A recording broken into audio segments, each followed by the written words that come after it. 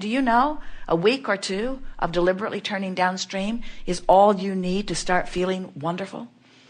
And do you know, 30 days of feeling wonderful is all you need to manifest the biggest of dreams you've ever had? Do you know that you are 30 days away or less from everything that you've been asking for if you would just stop doing this? In other words, that sounds implausible, doesn't it? You've got to be kidding, Abraham. I've wanted that all of my life, and you're telling me that it's 30 days away? And we say, it's less than that away if you get turning and going with the flow, because you wanted it and it is created, and the universe knows how to take you to it. The circumstances and events are all lined up, and when you follow your bliss, you're going to find the path. And you know what's been keeping you from getting there? Keep going that way? No, I'm not. You say, yes, you are. We say, you're going that way. Well, I don't mean to go that way. I don't want to go that way. I want to go the other way because I'm miserable going this way. You're going that way. I know, but I hate going this way. I don't want to go this way. You're still going that way. Well, it's not my fault that I'm going this way. You're still going that way. It's my mother's fault. Still going that way. Maybe it's karmic. Maybe it's from a past life. You're still going that way. Well, it's not fair that I'm going this way. You're still going that way. Well, what am I doing wrong? You're still going that way. Well, how am I going to get this boat turned around? You're still going that way. I need to turn the boat around. I want to get this 30-day thing underway. I want to go the other way. You're still doing that thing. Well, Abraham, this seems impossible. You're still going that way. Well, just tell me what to do. Pet your cat. Quiet your mind. Stop watching those programs that inflame that.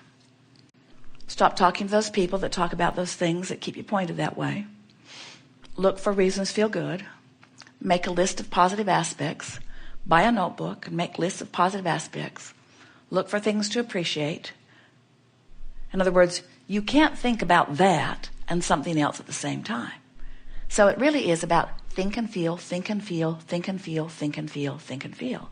And at first, you're going to think and feel and think and feel and think and feel and think and feel and think and feel, because that's how you've been thinking and feeling, and that's what law of attraction's giving you.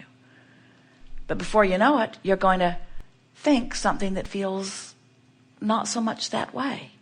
Do you know when you sleep, your boat turns around in the stream every single time. And when you wake up, you say, oh yeah, what was I mad about? And you turn back around. But if before you go to bed, you could say, while I sleep, my boat's going to turn around. And when I wake up, I'm going to lie in bed and I'm going to think about the positive aspects of my life. Now when you wake up, you get a little momentum going this way. Now we're really making this sound like you are an upstream crowd. And you're not. But relative to those things that you want, that have not been coming to you, you have been an upstream thinker. You have been. Otherwise, you'd have what you want. So if you don't have enough money, you've been more this way upstream than you have downstream. If your relationship is not pleasing you or is missing altogether, you've been thinking more about things that make you feel bad relative to that than good. If you are not in your body feeling the way you want to, you've been thinking more upstream about it than you have down. If you're overwhelmed in your life, you've been thinking much more about how much you have to do than about the ease in your life. The universal law of attraction never yields to you something that is different from your vibrational frequency. So when you say, okay, I get it. I can find softer thoughts. And every day I'll get better at it.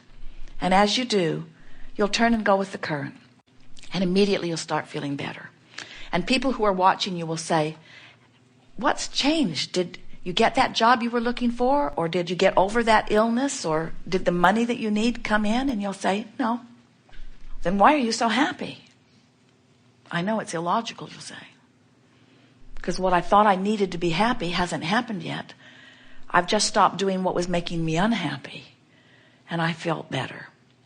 And then say to them, and I think I'm on the right track.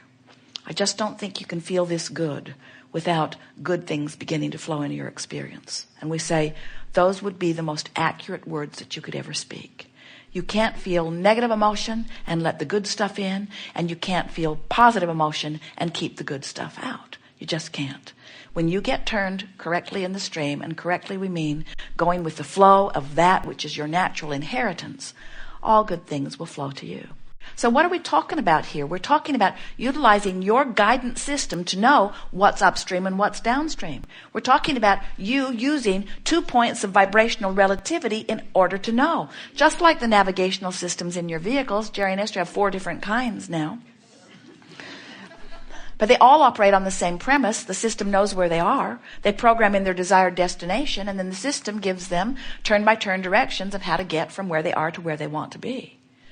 The other day, they bought a new system. It's a Garmin. It's their favorite by far. And it's a portable system. They plug it into the cigarette lighter, and it sits on a little sandbag so it can be moved from vehicle to vehicle. So Esther unplugged it from the car and put it in the monster bus as they began to drive. And she programmed Pioneer, which is in the bus, and Garmin, which is the portable system. From where they are, she programmed them to the same destination. So now she says to Jerry, I'm in good hands. You can go back and do whatever you need to do. I have guidance. And off they go. And all of a sudden, she comes to a juncture in the freeways, and Pioneer says, get in the right lane and take this road to the right. And Garmin says, get in the left lane and take this road to the left. And she has them turned up very, very loud. And then she hears Jerry piping in from the back about something. And she says to all of them, I'm not listening to any of you. I'm going to do what I'm going to do. Because she realized she was in a sort of critical position. She was in 6 or 7 lanes of traffic. Everyone was driving at breakneck speed. She's 70 feet long, about, moving 70 miles an hour. And she's getting mixed messages about which way to go. It was chaos for a moment. Almost a panicked sort of feeling. That feeling of indecision, that feeling of undecidedness, that is a horrible situation to be in. And yet, you put yourself in that situation all day, every day, when you say, what do you think? What do you think? What do you think? What do you think, political party of mine? What do you think, religion of mine? What do you think, ancestor of mine? What do you think, mother of mine, father of mine, partner of mine, peer group pressure of mine? What do you think? What do you think? What do you think? And if there are 10 of them, they think 10 different things. If there are 20 of them, they think 20 different things. In other words, they're thinking a lot of different things. And if you are trying to listen to the voice that is the loudest, you have an uncomfortable situation going on where all along you have an intuitive gut feeling that if you learn to listen for it, you will not be confused about which way to go. And so we call that using the vibrational relationship between who you are, letting yourself be in this moment, and who you have become. And that's the thing that we most want you to leave this gathering knowing. You didn't come into this physical experience intending to stand in this static place, not evolving or expanding. You knew, in fact, the reason that you came was you knew that the variety would cause you to constantly become more, and that your guidance would then call you toward the more that you had become. So when you have a feeling of unfulfillment, what it means is your life caused you to ask for something that for some reason you're not letting yourself go to. And the majority of the time that you're not allowing yourself to go to it is because somebody has trained that out of you. Your natural impulse is always to follow your bliss. And when you're little, you do that until somebody says to you, it's inappropriate for you to be pleasing yourself all the time. And you want to say, no, it isn't. I'm sure I'm right. They say, no, you are not supposed to please yourself. And in very short order, you learn, because they're bigger than you are, that sometimes it goes better for you initially if you please them. Because most of them are still trying to control the conditions, and they convince you, when you do that, I feel bad, and when you do that, I feel good. So you should do what makes me feel better. Which works out all right for you when there's just one of them. But get 2 of them plugged in and trying to give you guidance, it makes you a little crazy, or more, you see. And so then it seems that the only way a little tyke can grow up and feel any reasonable happiness is if his family can get him into a culture where everybody thinks pretty much the same. So he doesn't have these split messages going on. And do you know that's what so many societies are doing? They want to put their children in special schools, and they want to keep their children from being exposed to this, and they want to cloister them. They want to put them into a dark cave where they cannot be exposed to things that might cause them some concern or some confusion. And what we're wanting you to do is to get out into the light and to activate your own guidance system so that you are not afraid, but instead you are confident that under any and all conditions you can tell which direction to go. Because the call of Source, once you begin to listen to it, is an undeniable call. You'll get so wise that you'll know that Source always calls you toward kind words, never critical words. You'll get so sensitive to the call of Source that when you're hating someone for their color, for their religion, for their whatever, you'll get so sensitive to the call of Source that you'll know, I am violating the very premise from which I was born and to that which I have become. Hatred does not become me, you will discover. When you find fault with yourself, you'll come to know that's me choosing to think about myself in a way that Source never does, and I'm splitting my energy. When you hate someone else, you'll realize I'm finding a thought that Source would never find, and I'm splitting my energy.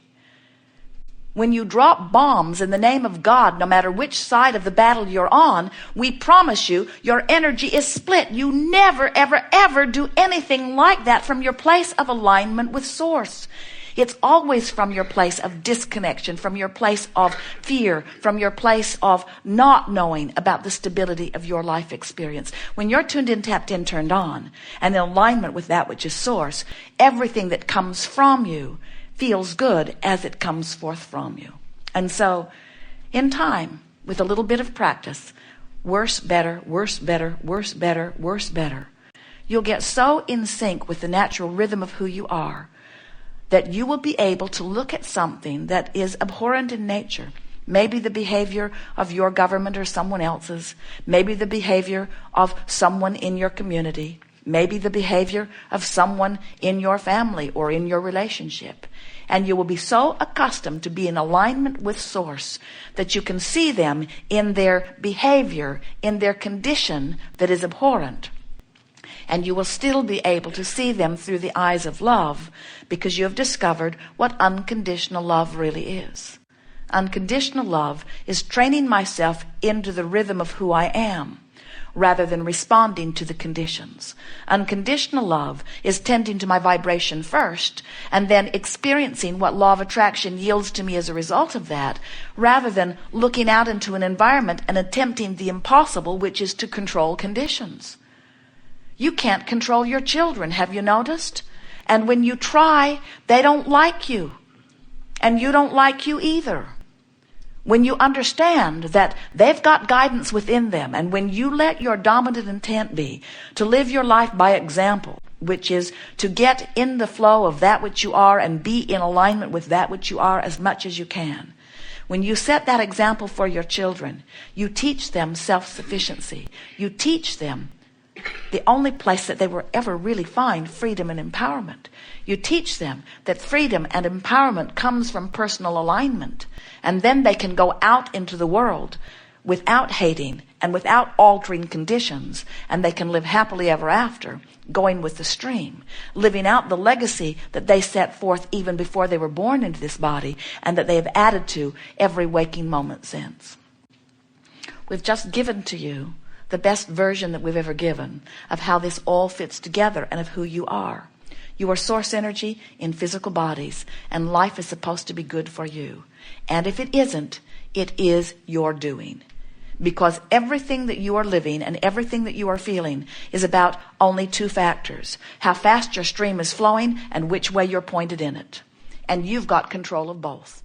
Your life caused you to make your stream go the speed that it is going. The direction or choices that you are making are what are responsible for the way the stream is carrying you or beating you up. And now you know that. You will never again feel negative emotion and not know the simple truth that it tells you is that you are bucking the current of who you've become. In other words, you are defying something that you have already become, and you just can't do that and feel good. You got to turn and go with the flow. And all day here today, we'll chat with you about how to do that relative to the subjects that are important to you. There is nothing that is off limits here. Every question is eagerly welcomed. You will notice the perfect unfolding. And of course, you're getting the theme of this gathering, aren't you? The art of allowing. The art of allowing myself to go in the direction of that which I truly am. How good is that?